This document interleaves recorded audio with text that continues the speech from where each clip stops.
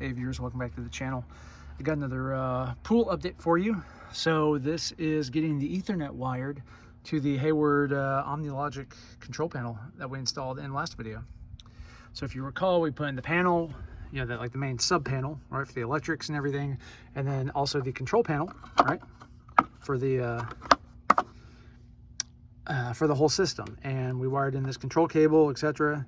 So now we're wiring the Ethernet. So this is the new piece.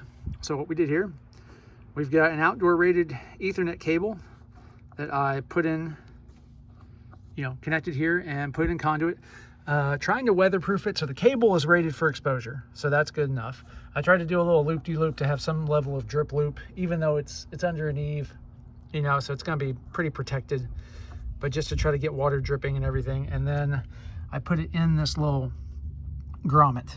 So this is a, was it 3/4? Yeah, 3/4 inch. This is a UF cable grommet, but I think it works real well for this. I ended up having to cut the end off of this cable to the factory end off, you know, to have it smaller, and then re-terminate it on the other end to make it fit. But this is a reasonably tight thing. I mean, there's still a gap, right? It's not gonna be perfect. If you guys know a better way to do this, just like I said on this thing for the control cable, let me know what a good alternative is to what I'm using. This seems to be good enough, you know, so we'll see, right? And just I taped the threads just cause, right, to do this adaptation. So 3/4 inch conduit. You probably could have got away with a 1/2 inch, but meh, with Ethernet I just wanted to have a little extra. So I got that running down here just along the wall, to that way I can punch through the wall into my server closet.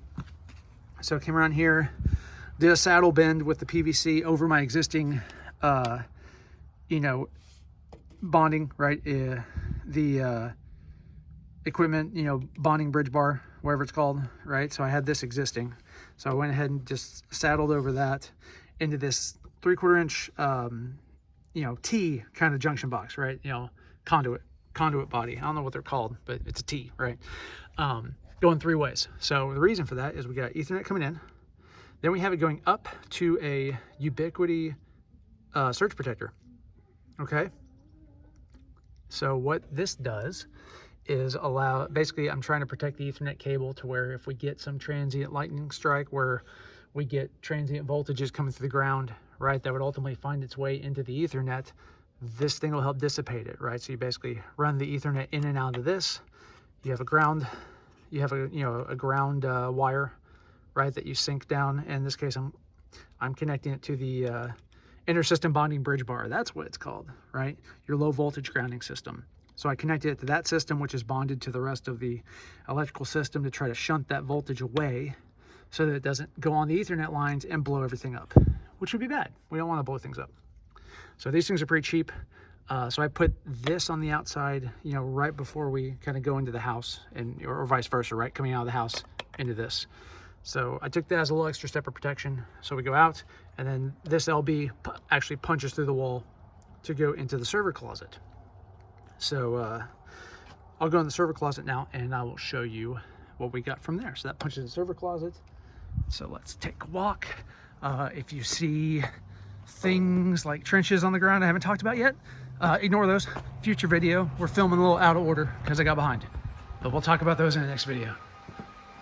So let's go in the server closet in my messy garage with aluminum cans I need to recycle. You're seeing it live, people. Too much to do, right? So there's where it punches in, right from the outside.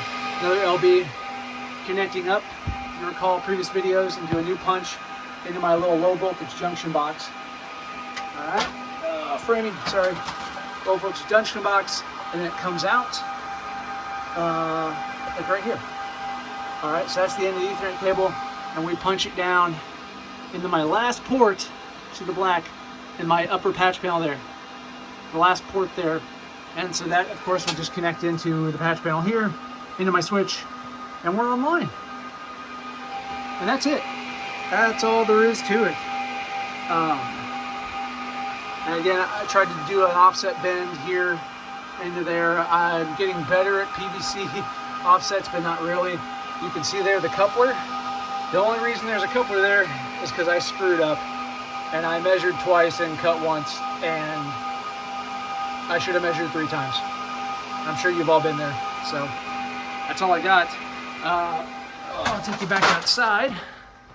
All right, take you back outside.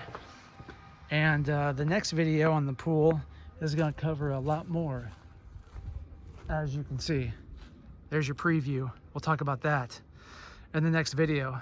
So thank you all for watching. As always, if you like the content here, please feel free to subscribe, like the channel, comment, etc. It really helps us out, and I greatly appreciate it. So thanks again for watching, and we'll see you in the next video.